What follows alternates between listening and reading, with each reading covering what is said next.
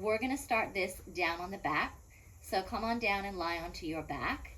We're going to be focusing on cow face. Cow face is when the thighs cross and the knees bend.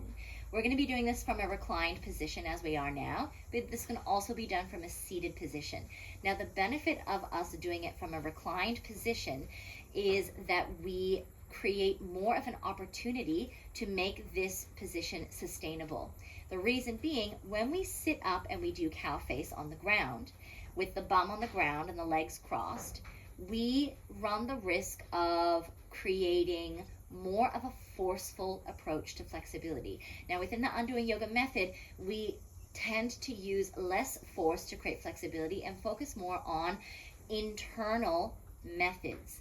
Now, when we use external force to create flexibility, this again looks at hip opening just through the lens of flexibility, not through the lens of strength, or those two things can better combine together. Strength and flexibility equals stability. So that's why we're going to do this lying down on the ground, because we want to build strength, we want to create flexibility, we want the body to be stable, we want the hips to feel like they have a support container so they can function for us for a long, long time. That's why we're doing this from the back, not from seated position. So what we're going to do first is take the legs up into the air. Now, if you get the legs into the air and you feel like the hamstrings are really talking to you, take your hands, pop them underneath your bum, tilt the pelvis just by the hands being underneath the bum, see if that feels any better. If that still is not enough for you and you're still feeling that the legs are a little bit far away from you, the hamstrings are just really feeling it, pop a block or a cushion underneath there instead of your hands. Give yourself the height that you need in your pelvis so that the focus is not in the hamstrings. Firstly, we're going to work on external rotation. So you're going to turn your legs out so that your toes are pointing out to either side. And then you're going to cross your right leg in front of your left leg. Now, when I say legs, I mean your inner thighs. Squeeze your inner thighs against each other. Doesn't matter if your legs are straight or a little bit bent. That doesn't matter. We're intending for the legs to be as straight as we can keep them. However, if they are bent, not a big deal. Squeeze, squeeze, squeeze. What we're doing right now is we are using reciprocal inhibition, squeezing, and I want you to keep squeezing as I'm talking, because what reciprocal inhibition does is it contracts one muscle. In this case, it's going to be your inner thighs, in order to naturally relax the opposing muscle, which in this case is going to be the outer hips. So you're going to be squeezing and squeezing and squeezing. You should feel the inner thighs. They're starting to speak to you a little bit. They might even be starting to fatigue. You might even, like me, be getting a little bit of shaking here. From here, after you've squeezed for about a good 10-20 seconds if possible, you're going to start to bend your knees and draw your heels as close to the outside of your hips as you can. Straighten the legs and then release. We'll do the other side. Left thigh crosses over right thigh. Now bear in mind, I'm not crossing my ankles with a gap between my thighs. I'm crossing my thighs. So then I can really feel the squeeze in between the inner thighs here. Now when we use reciprocal inhibition to create flexibility, which again is one muscle contracting, the inner thighs, to reciprocally and naturally relax and release the opposing muscle, which is the outer thighs and to some degree the glutes, then we begin to use an approach to flexibility that is sustainable and that also builds strength. Therefore, we're creating sustainable stability in the body instead of putting ourselves at risk by forcefully stretching our body.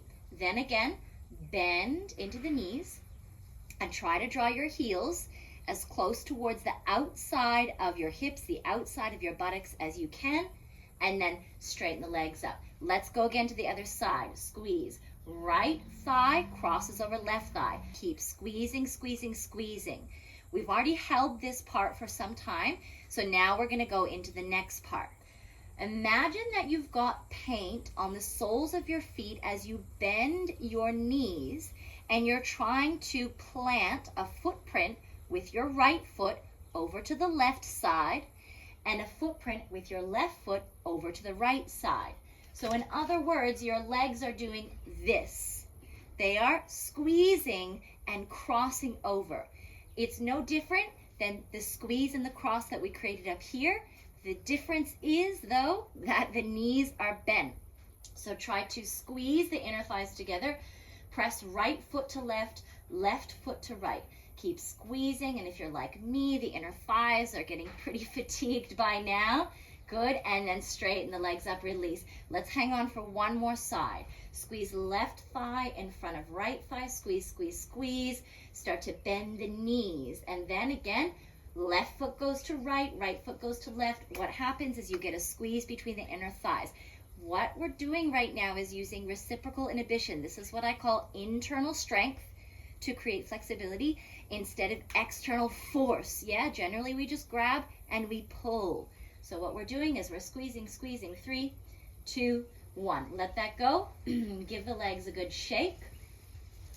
And then drop the soles of the feet flat down onto the ground. So let's do the whole thing one more time. But what we're going to do is we're going to finish it off with the option to add external force. Now, if you're going to externally force your flexibility by using the hands to pull the body into a particular position, then it's always best to start first with the use of internal strength before you resort to using external force. So we're going to do that with our cow face. And again, you might find that you don't even want to use external force. You prefer to remain in the use of internal strength. There's no superior option. It all depends what you want to choose. For me, I want to focus on building stability in my body. So I'm not going to use very much external strength. I might use like 10%. You have to decide what's right for you. So let's give it a go. Again, hands might go under the bum. Maybe you put something bigger underneath. Let's go ahead and take the legs up. First we go external rotation, turn the legs out so your toes are pointing out. Cross right thigh over left thigh, squeeze, squeeze, squeeze. Bend into the knees, squeeze, squeeze, squeeze. Now we're going to stay here for 3 breaths. You can choose at the end of 3 breaths to take the hands and externally force the flexibility, or you can stay in this position here. One more breath. Relax the shoulders, soften through the face, keep squeezing the thighs. And then if you would like to, maybe the hands come to play as well. But if you find that that isn't right for your body, let it go. Or like I do, I just do a little bit and I see how it feels. And then can I hold that? Can I maintain that? Take 2 more breaths here, deciding what you're going to do. It doesn't matter if your feet are pointing out to the sides or if your feet are pointing that way, or one foot's this way and one foot's that way. As long as you are focused on firstly crossing the thighs over and trying to get the feet as far out as you can, then you're going to get the benefits. Let's release this. Legs go up and cross. Final side. You're going to have good inner thigh strength. Squeeze left thigh over right thigh. Breathe. Then bend the knees. Again, you might have one foot this way and one foot that way. It doesn't matter. As long as you are intending for your feet to go to either side, and you're also squeezing the inner thighs at the same time. Take 1 more breath here. And then if you want to add external force, then the outside of the glutes and the hips, they're a lot more happy to do that. If we hadn't had used the strength component first, then when you force the flexibility, you're really putting a lot of stress and strain on the tendons and on the ligaments. And that is hard to repair. So in order to create a sustainable practice that's functional, you have this option for a strength-based approach. Let's release that. Whew! Legs go up. Give them a shake. And relax them back down. So that is an option for cow face that you can take and you can incorporate right now today in any single yoga class that you do. Now, if you're lying on the back, easy to do.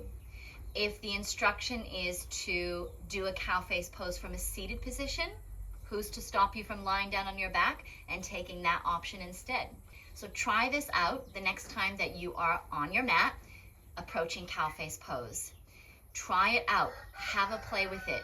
It will make such a massive difference in terms of your hips feeling stable enough to open to the degree that they need to.